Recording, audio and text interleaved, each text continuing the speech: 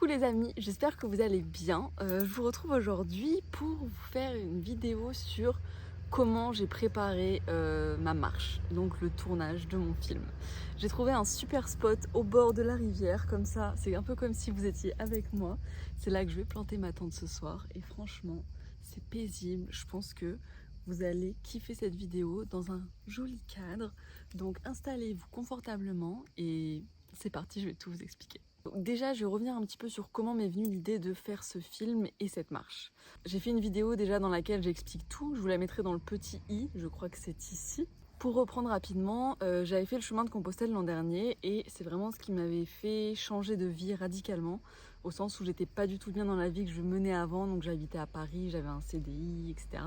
Ça me convenait pas du tout. J'ai quitté toute cette vie qui me convenait pas pour me ressourcer, me retrouver, me reconnecter à la nature. Et en fait, dans cette quête de reconnexion à la nature, je me suis rendu compte que je devais déjà me reconnecter à moi-même et faire un gros travail de développement personnel, de spiritualité, de travail sur moi, ce que j'ai fait pendant ces 6 derniers mois. Et en fait, au cours de ces 6 mois, j'ai vraiment compris une chose, c'est que l'écologie, ça passe vraiment par l'écologie intérieure. Et c'est ce que je veux montrer dans ce film, c'est qu'il n'y a pas d'écologie sans écologie intérieure. Moi, c'est ce que j'ai vécu et en visitant les écolieux, en faisant du woofing, en apprenant la permaculture et tout, je me suis rendu compte que j'étais pas la seule à vivre ça et que c'était quelque chose que toutes les personnes qui passent par cette quête de sens ressentent et vivent, qu'il n'y a pas d'écologie sans écologie intérieure. Donc je me suis dit, ok, j'ai envie de faire un film pour montrer ça, remettre l'écologie au centre de nos vies et en fait partir sur ce chemin qui, moi, a changé ma vie pour aller à la rencontre de toutes les personnes inspirantes qu'il y a sur le chemin comme il y a partout. Mais vu que c'est ce chemin qui a changé ma vie, partir sur ce chemin-là à la rencontre des personnes inspirantes, des personnes engagées, les interviewer et mettre leurs témoignages dans mon film pour vous inspirer vous aussi, vous montrer que cette écologie intérieure, c'est quelque chose que vous pouvez atteindre et que c'est accessible à tous. Et qu'en fait, c'est en faisant ça, je pense qu'on peut avoir un monde meilleur. Il y a une fille qui m'inspire beaucoup, je ne sais pas si vous la connaissez, c'est Eve Isambourg sur les réseaux sociaux. C'est une amie en fait. Elle m'inspire énormément parce que dès qu'elle a une idée, elle le concrétise, elle passe à l'action. Et j'ai passé quelques jours avec elle au mois de mai, je crois, mai ou juin, au mois de juin. Et en quelques jours, en fait, je me suis sentie pousser des ailes. Je me suis dit, ok, si elle peut faire tout ça, tout ce qu'elle veut, elle le fait. Pourquoi moi je pourrais pas? Et là, j'avais pas spécialement d'idée. Et puis en fait, juste, ça m'a débloqué quelque chose en moi, comme si ça a laissé la porte ouverte à ma créativité. Et c'est là que j'ai eu l'idée de ce film. Et je me suis dit, mais oui, c'est ça que je dois faire. Je dois faire ce film, je dois faire cette marche. L'an dernier, j'avais eu l'idée de faire ce chemin. Je m'étais dit, je ferai le chemin de Compostelle en entier avec ma tante et aller-retour. C'était resté dans un coin de ma tête en fait. Et puis là, c'est revenu comme ça, comme une illumination. Je me suis dit, ok, c'est maintenant. Je vais faire ce film, je vais faire cette marche. Et je vais montrer que l'écologie intérieure, c'est hyper important. Et que c'est accessible à tous. Et remettre l'écologie au centre de nos vies. À ce moment-là, quand j'ai eu l'idée, j'étais en plein woofing, donc j'avais pas pris mon ordinateur et je pouvais donc pas commencer à travailler sur ce projet. Le truc, c'est que je voulais partir en août en me disant, alors déjà parce que j'adore l'été, le fait qu'il y ait des fruits au bord des chemins, qu'on puisse se nourrir des fruits, de ce que produit la nature, et aussi le fait que, mine de rien c'est bête, mais on n'a pas besoin d'énormément d'affaires vu qu'il fait chaud, donc le sac est plus léger et puis les vêtements sèchent plus vite quand on les lave. Là, il y a mon short qui est en train de sécher, je pense qu'il sera sec d'ici une demi-heure, une heure. Donc je voulais vraiment partir en été, sachant que j'ai eu l'idée à peu près vers le 10 juin. Je me suis dit, ok, j'ai 1 mois et demi pour tout préparer, mais j'ai pas mon ordinateur, donc comment je fais? Et là, c'est là que ça commence à rentrer dans le vif de comment j'ai préparé ma marche. Je me suis acheté un petit carnet. J'adore tout écrire. Je me suis acheté un carnet et j'ai commencé à faire tout ce que je pouvais faire sans ordinateur. Le premier truc, ça a été de faire une sorte de brainstorming avec moi et mes 15 personnalités de toutes les idées qu'on avait, la vision que j'avais pour le film, qu'est-ce que je vois dans ce film, quelle personne j'ai envie de rencontrer, d'interviewer, quel est le message que j'ai envie de faire passer, quel est le but du film. Vraiment, j'ai tout mis en vrac, tout mis en vrac. À partir de ça, j'ai défini plus précisément des objectifs. Donc les objectifs de mon film, en l'occurrence, remettre l'écologie au centre de nos vies, montrer que l'écologie passe par l'écologie intérieure, et puis éveiller les consciences en fait. Éveiller les consciences au fait que l'écologie intérieure, c'est hyper important. Ça, c'était vraiment mes objectifs en termes d'impact sur les gens. Et après, je me suis aussi donné des objectifs en termes de visibilité du film. Donc là, je me suis projetée dans les festivals où j'aimerais que le film paraisse, là où j'aimerais que le film soit promu, etc. Donc je me suis fait une liste de, je sais pas, 15 festivals que j'ai repérés, festivals de films d'aventure, d'écologie, de voyage, où je pourrais mettre le film, proposer le film, et en fait de faire ça au début. J'ai commencé par faire ça, ça m'a motivée de ouf parce que je me voyais sur la scène à parler de mon film. Et même si il n'y avait rien qui était concret, il n'y avait rien qui existait, de m'imaginer faire ça, c'était génial. J'ai aussi à ce moment-là, donc au tout début, défini dans les grandes lignes le contenu que j'aimerais mettre dans mon film. En fait, c'est un peu comme si au début, j'avais imaginé mon film terminé, avant de passer à chaque étape de la création. C'est un peu comme si j'avais imaginé mon film déjà terminé. Et donc j'ai imaginé le contenu, donc quel style de scène j'aimerais mettre, quel style d'interview j'aimerais faire, quel style de personne j'aimerais rencontrer, qu'est-ce que je ferais, quelle musique je mettrais. J'aimerais faire intervenir des amis artistes, donc quels artistes j'aimerais qui interviennent. Et donc là, une fois que j'avais vraiment visualisé mon film, limite, je le visualisais limite une fois terminé, et je visualisais les projections, je le visualisais le montrer dans des écoles, dans des festivals, limite dans des salles de cinéma, etc. Là, il fallait passer à l'action. Donc le premier pas pour le passage à l'action, ça a été pour moi de faire ma to-do. Et donc là, j'ai fait la to-do, la fameuse to-do. En fait, pour cette to-do, j'ai vraiment mis les trucs les plus importants pour moi, ça a été de mettre l'importance, donc la priorité. Donc je crois que j'ai mis un code couleur, j'ai mis vert, orange et rouge. Rouge, c'est le plus important et vert, c'était le moins urgent. En fait, il y a urgent et important. Mais là, j'ai lié les deux, genre rouge, c'est vraiment urgent et important. Orange, c'était urgent / important, et vert c'est tout est important de toute façon, donc, et vert c'est juste que c'était moins urgent et moins important en gros. Donc voilà, j'ai mis ce code de priorisation là, j'ai mis des deadlines hyper importants. J'avais fixé ma date de départ au 1er août, et à partir de ça il fallait que je m'organise avant pour que tout soit prêt avant. Donc j'avais mis des deadlines un peu en échéancier, et en même temps j'ai fait aussi un rétro-planning pour le mois de juillet.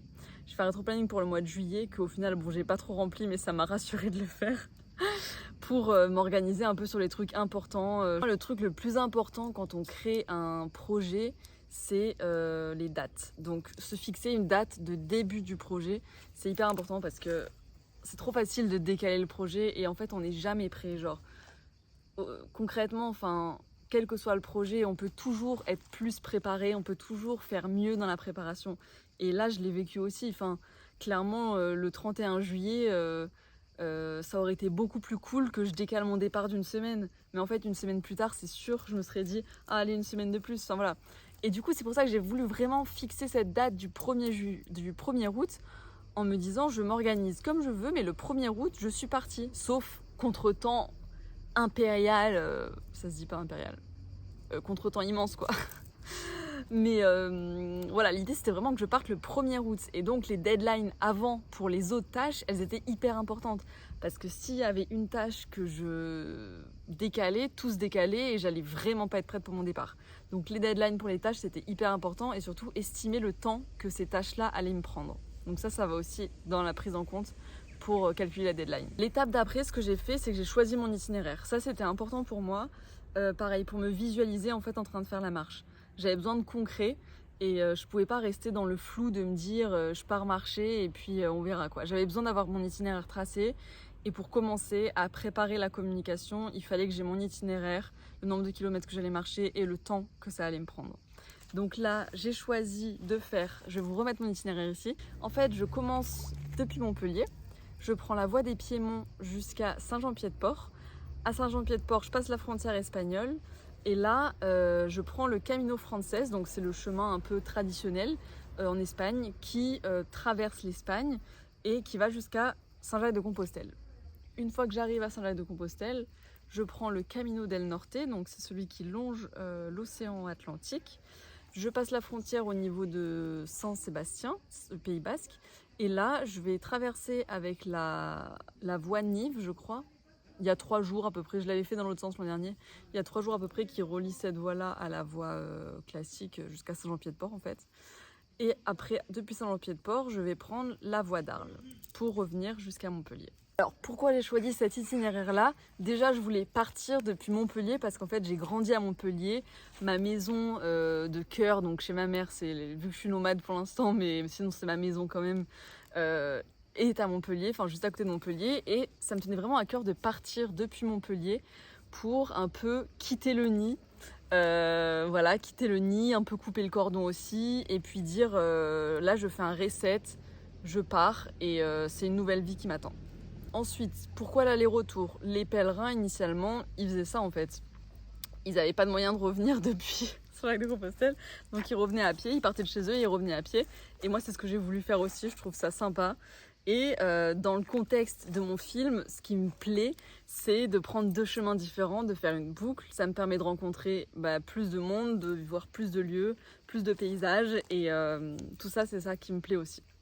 Ensuite, il y a eu le choix du matériel, donc surtout matériel vidéo et son, parce que pour tout ce qui est matériel de camping, moi j'ai tout ce qu'il faut. J'avais déjà tout ce qu'il faut, j'ai une tente, un sac de couchage, j'ai un matelas, donc ça c'était ok. Mais vraiment matériel vidéo et son, là j'avais rien de rien. J'avais déjà fait des vidéos YouTube, mais en fait c'était avec un appareil photo, et là je voulais quelque chose de plus qualitatif, je voulais filmer en 4K. Mon appareil photo il avait quand même presque 10 ans et du coup je voulais un matériel plus récent qui soit de meilleure qualité et qui puisse me permettre de faire un film vraiment qualitatif vu l'ambition que j'ai pour ce film. Là je vais pas vous mentir, trouver le matériel vidéo et son que je voulais, ça m'a pris 3 semaines parce qu'en fait j'y connais rien. Vraiment j'y connaissais rien en vidéo.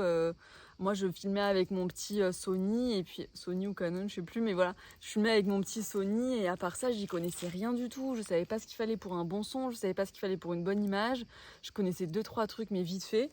Et du coup ça m'a vraiment pris 3 semaines, donc en juillet à peu près, fin juin, début juillet, de d'éplucher tous les trucs, tous les sites, de contacter plein de personnes, de discuter avec plein de monde, d'aller dans des magasins d'appareils photo et tout, pour trouver le matériel qui me convenait. Donc je ferai une autre vidéo sur le matériel que j'ai emmené, parce que sinon ça va être trop long dans cette vidéo, je peux en faire une vidéo entière, donc je ferai une vidéo spécifique à ça. Mais voilà, pour vous dire que ça c'était un truc hyper important pour moi, surtout qu'il me fallait du matériel léger, vu que je marche, je suis pas très grande, je suis musclée, mais quand même il faut que ça soit léger parce que sur le chemin de Compostelle je peux pas avoir un sac trop lourd. En plus vu que je suis en autonomie, j'ai aussi la nourriture et tout, enfin bref. Je voulais du matériel le plus léger possible, d'occasion si possible, pour que ça respecte ma démarche d'écologie, et pas trop cher parce que j'ai pas un énorme budget. Et d'ailleurs ce point là fait une parfaite transition avec la suite qui est la recherche de financement. Et oui, parce que faire un film c'est bien beau, mais il faut des financements. Donc moi ce film j'ai décidé de le faire complètement bénévolement. Je me rémunère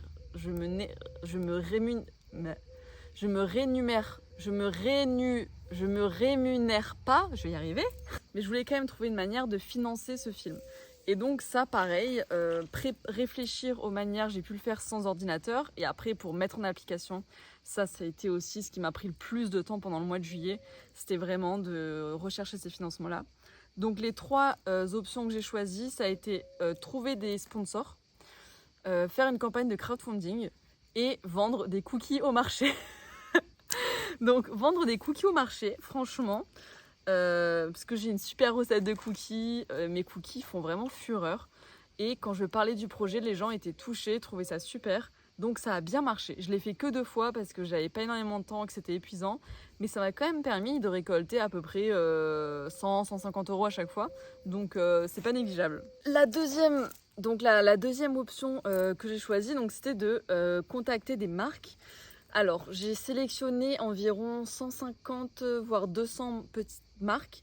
Donc, j'ai sélectionné, ça m'a pris énormément de temps. des marques qui répondent à mes valeurs, donc d'écologie intérieure, des marques engagées. Souvent, c'est plutôt des petites marques. Je sais pas pourquoi je fais ça. Souvent, c'est plutôt des petites marques. Donc, j'ai répertorié toutes ces marques. Je me suis fait un fichier de contact. D'ailleurs, je voulais vous faire, je vous ferai peut-être pas soit une vidéo, soit un post Insta pour vous parler des marques engagées, parce que du coup, là, j'en connais plein. Donc, j'ai répertorié plein de marques. Je les ai contactées en leur expliquant mon projet, qui je suis, pourquoi je les contacte, qu'est-ce que je peux leur apporter, qu'est-ce qu'elles peuvent me rapporter. Et je leur proposais plusieurs formules, donc soit je créais du contenu, soit une mention dans le générique du film. Soit elles m'envoient des produits, soit elles m'apportent des financements, voilà. Moi, ce qui me tenait à cœur, c'est de recevoir des produits que j'aurais pu acheter moi-même pour que ça m'aide vraiment et pour pas que ça soit un poids supplémentaire juste pendant ma marche, quoi. Et là, c'est vraiment le cas. Toutes les marques avec lesquelles je travaille, c'est clairement ça.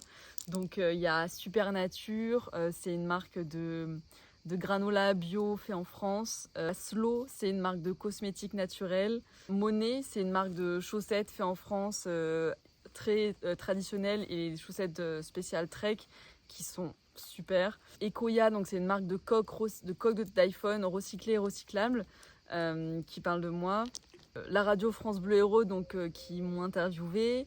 L'association On the Green Road qui m'a proposé de rejoindre leur association, donc pareil, je suis trop contente. Et les Miraculeux, donc je sais pas si vous connaissez les gummies, les Miraculeux, c'est des compléments alimentaires en gros, donc pareil, je suis trop contente. Je vous reparlerai de tous ces produits, vous inquiétez pas. C'est trop chouette, je suis trop contente. Et la troisième option que j'ai choisie, c'est donc la campagne de crowdfunding. Et ça, en fait, pareil, comme tout ce que j'ai fait, j'ai eu l'idée genre au dernier moment, genre je sais plus, fin juin, je me suis dit ok, il faut que dans une semaine je lance la campagne. Donc autant vous dire que ça a été le rush. Pendant une semaine, j'ai fait que ça. Il a fallu du coup faire une vidéo de présentation du projet. Celle dont je vous parlais au début, je vous la remettrai dans le petit si vous l'avez toujours pas vue. Choisir la plateforme sur laquelle j'allais faire la campagne de crowdfunding. Oui, et aussi du coup pour cette campagne de crowdfunding, il a fallu préparer toute la présentation du projet, et la plus grosse partie c'est clairement la communication. Donc communiquer avant de lancer la campagne officiellement pour faire un teasing, et puis après lancer la campagne progressivement à différents groupes de personnes, etc. Et continuer d'alimenter la communication jusqu'à la fin de la campagne. Les contreparties sont vraiment cool, franchement moi j'adore. Donc il y a le nom dans le générique du film, je peux vous envoyer une carte postale sur mon chemin, je peux planter un arbre pour vous avec Reforest Action, je peux vous proposer une séance aussi d'1 heure d'un échange privilégié, un peu style coaching. Vous pouvez aussi avoir un lien en avant-première pour visionner le film. Vous pouvez être invité à la première projection publique du film. Les contreparties, c'est aussi que je vienne dans votre entreprise, dans votre association ou même chez vous pour organiser une projection et parler du film. Donc voilà, vous vous doutez que mettre en place tout ça, ça m'a pris du temps, et à la fois je me suis régalée à la préparation autant que je me régale depuis que je suis partie marcher. C'est pas la même intensité, mais c'est tout aussi excitant. Moi je m'éclate, enfin vraiment ça me fait kiffer, donc ça me dérange pas de... Putain, j'ai cru qu'il y avait un crocodile, en fait c'est un rocher. Voilà, moi je m'éclate, donc ça me dérange absolument pas, mais c'est vrai que voilà, ça demande beaucoup de travail, et effectivement pendant 1 mois j'ai pas arrêté. Je passais de 9h à 21h sur mon ordi à tout préparer, et il se trouve que le 31 juillet, la veille du départ, j'ai préparé mon sac et j'étais bel et bien prête à partir pour cette marche. Yes! Voilà, je pense que je vous ai à peu près tout dit sur la préparation du film, sur la préparation du tournage, en tout cas du film et de ma marche. J'espère que ça répondra à vos questions sur la préparation de la marche. Et puis j'espère que la vidéo vous aura plu dans ce magnifique cadre. En tout cas, vous pouvez suivre toutes mes aventures en direct sur TikTok, Instagram, Facebook. Voilà. Et je vous mets tous les liens en barre d'infos sur la campagne Litchi, la vidéo de présentation du film. Et puis je vous retrouve bientôt aussi sur cette chaîne YouTube avec d'autres vidéos comme le matériel vidéo que j'emmène, qu'est-ce que j'emmène dans mon sac pour une une aventure comme celle-ci. Et puis plein d'autres surprises qui arriveront. Donc n'hésitez pas à vous abonner si ça vous a plu. On se retrouvera dans un autre cadre, mais qui sera tout aussi agréable, je vous le promets. C'est tout pour moi. Je vous souhaite une très belle fin de journée, une très belle matinée, une très belle journée selon le moment auquel vous regardez cette vidéo. Et je vous dis à très bientôt sur les réseaux sociaux et sur cette chaîne YouTube. Bisous!